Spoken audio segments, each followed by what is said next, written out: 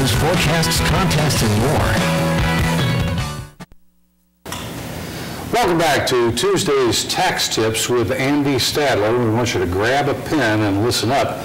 Today we're talking about 7 mistakes that can really cost you in this tax preparation season. Andy, nice to see you. Nice to see you. Well, let's talk about these 7 mistakes that could really cost you. Let's go with mistake number 1. Mistake number 1 is debt forgiveness. A lot of people don't recognize it as income, and let me explain a little bit what it is. What is that? Basically, it's for the most part, somebody has negotiated with the credit card company to reduce the amount that they owed on the credit card. The Internal Revenue sees that, the tax code sees that as income to you now, and you have to report in your tax return.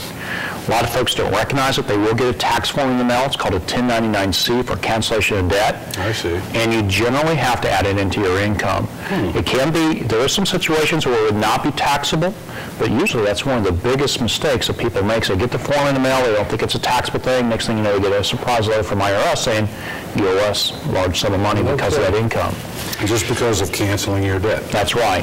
Canceling the debt. Okay, let's go to mistake number 2. Is reporting all of your W-2 income, reporting all of your self-employment income. Okay. A lot of folks may have had a job, way back last January and kind of forgot about, the 2 or 3 weeks or whatever they had worked there. They've moved ahead and done their tax return, all of a sudden they get a surprise additional W-2 in the mail.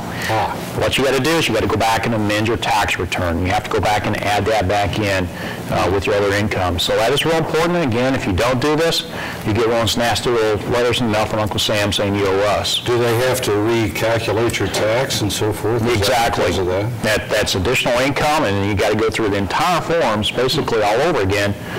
You may qualify for more credits or maybe less credits, depends on if it increases your income up or down. So the critical income level would change. That's correct. How about number 3? Well, just don't get caught in a tax scam is the biggest thing. You'll hear a lot of hype and things about, hey, take this deduction or do this or do that. I had a truck driver in my office just yesterday, and one of the other unlicensed tax preparers in town told him, well, you drive a truck around town, you can take a per diem deduction. Well, tax law doesn't support that. You can't do that. If it sounds too good to be true, in tax law it probably is.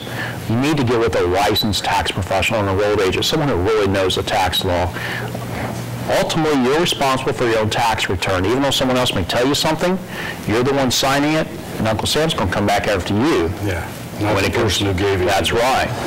How about number 4, student loans? Student loans. There is a few companies around, although they tend to be a small number, but there's a few companies around that when you get hired by them, will pay your student loan off for you or help you pay it down. I see. A lot of folks don't recognize that as income, but they're making your loan payment for you, and that is income. There's a lot of special programs that they do to the federal government or state government does to help rural areas, trying to get more doctors and nurses in those type of areas. Number 5, got a couple minutes left, so what's number 5? Don't be scared of second guessing your tax preparer. If you went to somebody who does not have a license, and they're really, they don't know what they're doing, right, and you don't feel good about it, get a second opinion. The tax law there's lots of complications and lots of things to it, and again, coming back to you are ultimately responsible.